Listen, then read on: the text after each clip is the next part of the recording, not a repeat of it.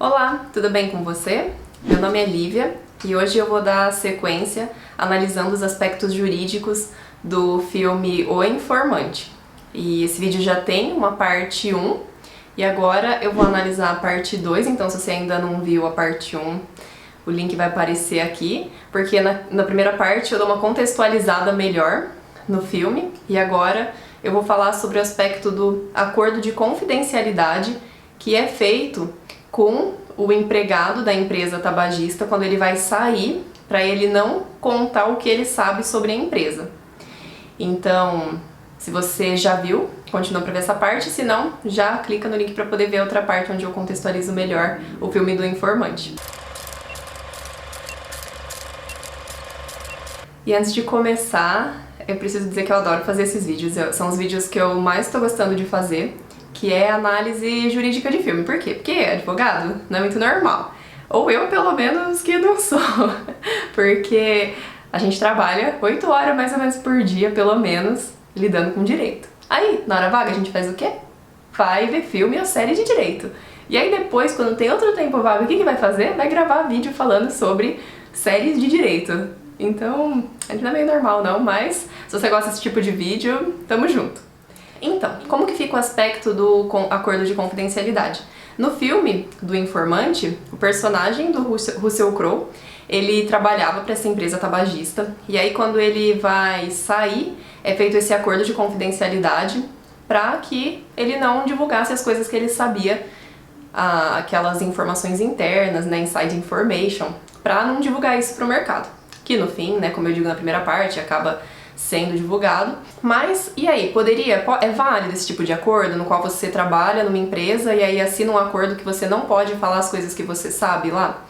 Com base no direito brasileiro, existem alguns aspectos importantes e interessantes que eu acabei vendo para poder trazer. O primeiro é que pode ser considerado um motivo para justa causa se um empregado ele acaba divulgando informações que são consideradas segredo da empresa. Por exemplo, uma empresa ela tem um know-how, um conhecimento de como fazer uma atividade e ele acaba pegando esse segredo e divulgando. Ou também acaba sendo um motivo para justa causa um tipo de concorrência no qual o empregado ele pega as informações ou contatos de clientes para fazer uma concorrência também injusta contra o empregador dele. Esses dois motivos estão previstos expressamente como motivos para aplicação de uma justa causa para um empregado. Para que fique claro o que não pode ser divulgado, o que vai ser considerado uma violação desse segredo, muitas vezes, e é recomendado também, que seja feito um termo de confidencialidade, no qual seja esclarecido o que não pode ser feito, qual vai ser a penalidade se for feito. Por quê? Porque assim fica mais fácil, no caso de um empregador entender que está havendo a violação dessa cláusula de confidencialidade para poder mostrar, ó, ele sabia que não podia fazer isso e foi lá e fez. Para se resguardar, é sempre bom prever, porque o que está ali no termo, o que foi assinado e dado ciência expressa, é mais fácil de comprovar. Então, é muito recomendado que seja feito esse termo e seja previsto direitinho. O Tribunal Superior do Trabalho no Brasil, ele prevê alguns requisitos para que um termo de confidencialidade ele seja entendido como válido. O primeiro requisito é que ele preveja uma limitação temporal, ou seja, não pode ser uma confidencialidade ou um segredo que vai durar assim para sempre, né? Você nunca vai poder usar nada do que você aprendeu ou que você sabe aqui. Então, tem que existir uma limitação de tempo. E essa limitação, ela tem que ser razoável. Eu vi algumas decisões envolvendo um prazo de até 3 anos como razoável. E fazendo um paralelo aqui, esse tempo ele é razoável se for pensar que, por exemplo, um desembargador, um juiz, quando ele se afasta do trabalho dele, quando ele se aposenta, por exemplo, ele tem o que é chamado de uma quarentena, assim, ele não pode atuar ali onde... Ele não pode advogar, por exemplo, ali naquela região do tribunal onde ele trabalhava. Por quê? Porque entende que ele vai estar tendo que ele pode ter, pelo menos, né, algum tipo de influência, e isso pode acabar favorecendo, que não é muito bem visto. Então, seria um tempo razoável, esses de 3 anos, e esse tempo também é aplicado, então, como eu disse, para outros casos, já no direito brasileiro. Mas não é só esse requisito. O segundo requisito é que tem que existir uma limitação geográfica, para que não fique subentendido que essa confidencialidade ou esse sigilo vai impedir a pessoa de trabalhar em todo o território nacional. Se for uma atividade que realmente repercute, talvez possa constar, mas pelas decisões que eu vi, é preciso que seja justificado em qual território que se aplica esse sigilo ou confidencialidade. E também, pegando de novo o exemplo de juízes e desembargadores, esse impedimento, né, de poder atuar também tem uma limitação geográfica, então está seguindo mais ou menos o mesmo parâmetro do que já existe, porque na lei não existe uma especificação do que pode ou o que não pode estar previsto, ou quais são os requisitos desse termo de sigilo ou confidencialidade. Por isso que a jurisprudência, que é a decisão dos tribunais, e em especial do Tribunal Superior do Trabalho, acabou criando esses requisitos para poder ter um parâmetro, para não ficar muito solto e para não ficar muito solto o que deve ou não deve ser previsto para ter validade num acordo de confidencialidade. Mas não são só esses dois. Existe um terceiro aspecto, que é de que existe uma compensação, uma vantagem para o trabalhador que está tendo que se manter esse sigilo, essa confidencialidade, para que ele possa se manter durante esse período. Por quê? Porque às vezes a pessoa exerceu por muito tempo aquela atividade, lidando com aquela informação que é considerada como um segredo de empresa e precisa de confidencialidade, e quando o contrato termina e essa pessoa se vê sem conseguir exercer aquilo que ela aprendeu e aquilo que ela trabalhava, acaba ficando difícil uma inserção profissional dessa pessoa. Então, para ter validade, é preciso que tenha uma contraprestação que permita que essa pessoa se mantenha. Eu vi um julgado muito interessante que ele diz que essa remuneração ela tem que ser razoável e adequada, porque em um caso específico era previsto uma remuneração, por exemplo, de 1x. Eu não lembro o valor, mas eu vou colocar de 1x. Só que se o empregado violasse o segredo, a multa dele seria de 25 vezes esse X que era a remuneração prevista.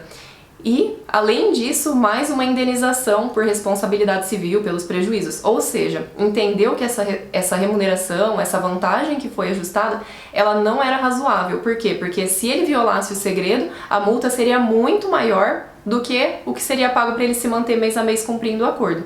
Então é preciso também que exista um equilíbrio ali entre a remuneração que está sendo a vantagem, a remuneração que está sendo fornecida para esse empregado se manter durante a vigência desse sigilo, dessa confidencialidade, e da penalidade que vai ser imposta caso essa confidencialidade não seja cumprida. E, por fim, existe a última cláusula que é prevista, é que seja possível que esse empregado ele exerça outra atividade, porque o exercício do emprego, da atividade profissional é um direito constitucional, então não pode ser previsto na confidencialidade que esse empregado ele não vai poder exercer nenhuma atividade profissional para evitar o risco de vazamento de informação, por exemplo. Tem que ser permitido, não pode, num acordo de confidencialidade e sigilo, ser previsto que ele não vai poder exercer atividade profissional. O que acontece se um desses requisitos não estiver presentes? Se um desses requisitos não estiver presentes, esse acordo vai poder ser invalidado pela Justiça do Trabalho e pode ser fixada uma indenização compensatória. Em alguns processos que eu vi também, foi fixado, por exemplo, o pagamento da remuneração entre o período da dispensa do trabalhador até a decisão da Justiça do Trabalho. Durante todo esse período ele continuou recebendo a remuneração que ele teria direito. Por quê? Porque ele não estava podendo trabalhar. Então, para compensar isso, esse empregado que não pôde trabalhar por causa desse acordo, foi fixada uma remuneração pela empresa. Por isso é importante que quando for previsto esse tipo de acordo, seja feito seguindo os parâmetros fixados pelo TST. E o que você acha? Você acha que esses requisitos que o Tribunal Superior do Trabalho são razoáveis ou eles acabam sendo difíceis de cumprir? No caso do filme, do Informante, é possível perceber, eles previram uma vantagem ali no filme, mas não dá para perceber se os outros requisitos estiveram presentes, como a questão da limitação no tempo, no espaço. Dá pra perceber também que foi possível exercer outra atividade, porque no fim, o personagem do Russell Crowe, ele vai dar aula numa escola, então ele acaba exercendo uma outra atividade para poder se manter.